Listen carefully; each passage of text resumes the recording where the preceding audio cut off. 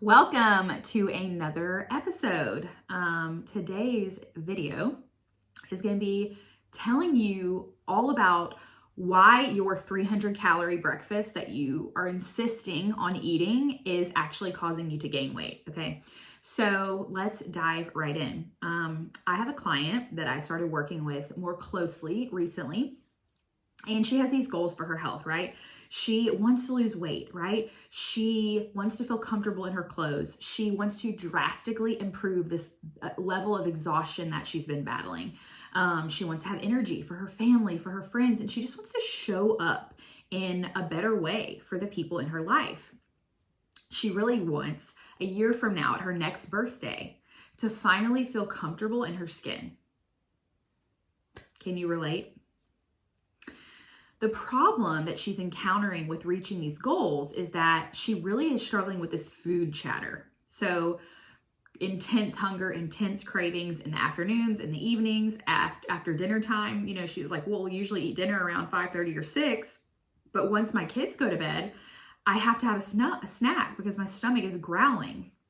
You know, so I'm going back into the kitchen to fix something else to eat between 8 or 9 p.m. And it's like, I'm just so hungry. And, you know, a huge reason that this is happening, there's two different things, two different ways.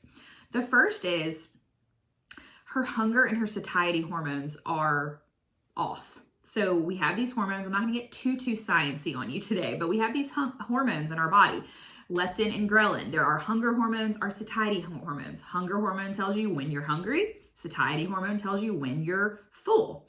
And if these are off, which could be for a lot of different reasons, lack of blood sugar regulation, poor sleep, under eating for a really long time, there's so many different reasons these hormones could be off.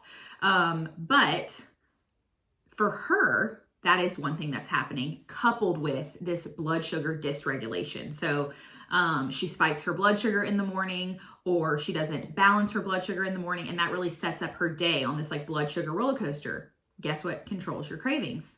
The hunger hormones and the blood sugar. So it's really important for you to understand, number one, how your body works, right? Like, you know, it's like, I don't really want to know all the science, Emily, just like tell me how to lose weight. But you have to understand that when you eat less over an extended period of time, it backfires. Your willpower is going to fail. Like these cravings that you keep having, there's a point in time when willpower no longer works. You will be starving, you will binge, and this will undo all of like the hard work that you did of depriving yourself during the day. And it's really not sustainable, which is one of the big things that you are looking for, right? You want sustainable weight loss. And you truly want to live, you know, without this constant shame and guilt over eating. You want to live without this like fear of food. And you want to be able to reach your goals and get there and sustain it in a simple way. So how we approached this was we actually dove into first like what her breakfast looked like. We looked at what her sleep routine looked like. We looked at her morning routine. And what was discovered was, number one, she had no appetite in the morning. And this is due to those hunger hormone cues being off. And so she would wake up in the morning, she would like not really be that hungry. And then she would be like, okay, I need to keep my breakfast around 300 calories. And the reason she was doing this is because she was so hungry in the afternoon. She was so hungry in the evenings. She was having these intense cravings. And she's like, okay, I need to save as many calories as possible for when that hunger and those cravings hit in the afternoon and the evening times. So I'm going to keep my breakfast really small. I'm going to keep this 300 calorie breakfast right around 300 calories is what she was trying to do, which included like her coffee, anything she was putting in her coffee, plus the breakfast. This small breakfast paired with the contents of what she was actually eating was causing a blood sugar spike and making her start her day with not balanced blood sugar, because when your blood sugar spikes, it has to come back down. And when it's coming back down, this is when the craving hits. So she was not spiking her blood sugar and also not eating enough satiating nutrients. So nutrients being the food she was eating being not making her full. It was not making her feel full and truly satiated and satisfied. So by the end of the day, she's starving, right? She would then overeat, and she just was like, I feel like I'm broken. She was like, I feel like my cravings is just like scientifically like how my body was created. She's like, I feel like this is like a wiring thing. Like I'm just wired this way. And she really was feeling so hopeless. And so she sent me this message not 10 days after we made, I want to say like 3 tweaks to her daily routine. She said this morning, she sent me this message. I can tell that the food chatter has gone down some and my cravings have gone down a lot. And when I say food chatter, it's just like this like chatter in your head where you're like always thinking about food and like what's the next thing you're going to eat, right?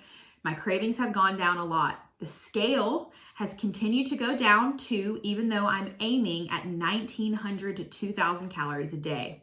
I'm finally sleeping better and I'm waking up at 5:30 a.m. feeling more sharp and ready to start the day. All of that, and I let myself have a piece of chocolate at our Bible study last night without guilt. I just logged it and moved on. I wanted to write all this out to help me remember all these positives that I'm seeing already. I'm easily hitting my protein goal each day because of your breakfast recommendations, and I think it's really helping me keep full throughout the day. I am just so encouraged. Y'all, how amazing is that? So like maybe, I also want to point out that this client is 5'3" and she's not exercising. And did you catch what she said? She's eating 1,900 to 2,000 calories a day and losing weight. And she is 5'3" and she is not exercising. She's like doing some treadmill walking. That's it. Are you surprised? So maybe you're watching this thinking like, oh, well, I start my day with coffee only. I don't have an appetite. And you wonder like why you get so snacky in the afternoon. And you're like, oh, I'm just so snacky in the afternoon. I need to have lots of snacks. Or maybe you have a bar for breakfast or a banana by itself or a small yogurt for breakfast. And you think that is sufficient because you're eating a breakfast. Let me ask you this. Are you reaching your goals? Are you feeling full and satisfied all day? Or do you go to the kitchen for a 9 p.m. snack before bed?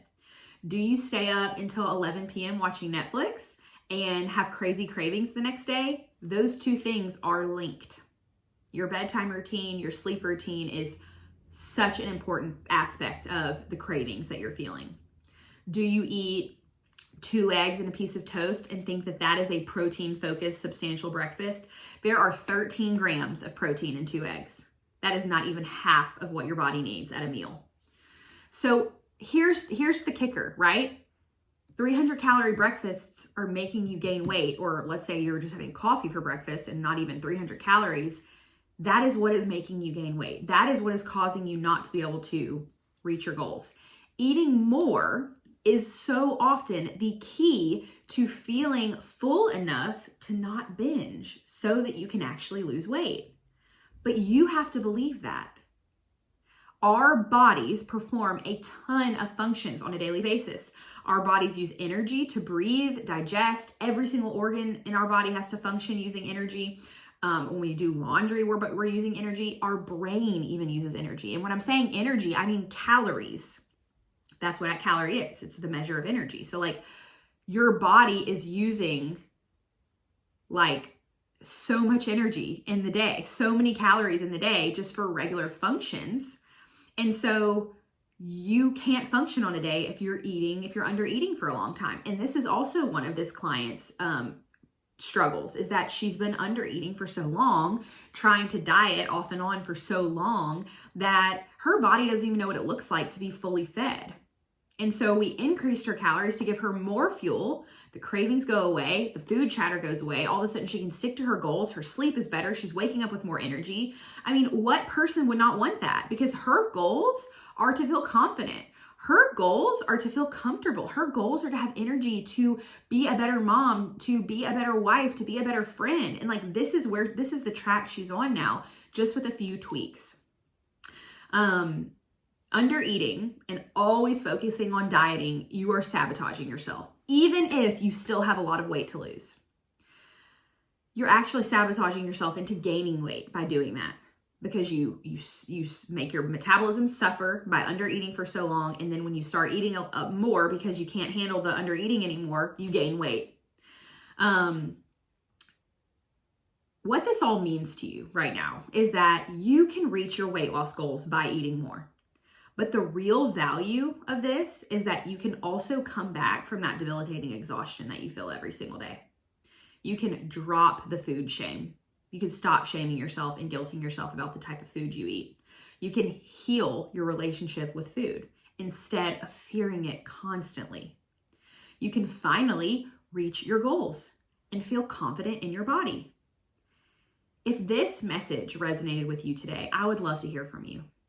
Find me on Instagram or TikTok. My handle is at Emily Eats and Chats. Both places, same handle. Shoot me a message and I would love to connect with you on the health journey that you're on right now and what you're struggling with.